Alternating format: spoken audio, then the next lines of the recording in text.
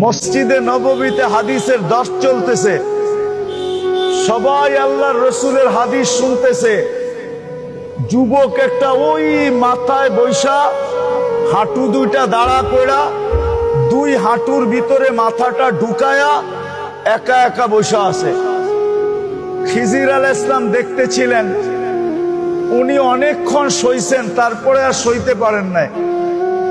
উঠা যায় যুবকের মাথায় টোকা দিয়া বলতেছে, ওই যুবক, সবাই আল্লাহর রসুলের হাদিস শুনে তুই এখানে বসে একা একা কি করিস? আলা ফিকা রাগবা, আল্লাহর রসুলের হাদিস শোনার কোন রগবত তোর কাছে নাই, আকাঙ্ক্ষা নাই? একটু দমক দিয়া বলছে।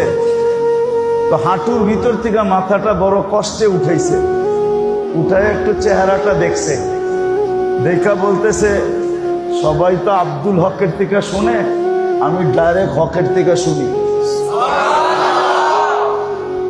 সবাই তো আব্দুল হকের থেকে শুনতেছে, হকের বন্দার থেকে, আমি ডাইরেক্ট শুনতেছি। খিজির আলাইহিস সালাম আশ্চর্য হয়ে গেছেন, এত বড় সম্পর্ক, ডাইরেক্ট শুনে। একটু বাজায় দেখি তো বলতেছে, আমি কে বলতে পারবা? আমি কে? আবার কষ্ট করে মাথাটা উঠে বলছে, খিজির, আমারে বেশি বিরক্ত করো না, একটা চিৎকার দিমু তুমি ল্যাংডা হয়ে যাবা।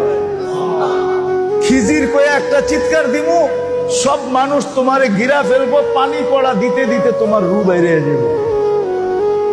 খিজির আলাইহিস সালাম হাত করে চেয়ার হয়েছে, আরে ও আমারে চিনল কি করে? আমি যে খিজির। সত্য এরকম যুবক রব্বে কাবা।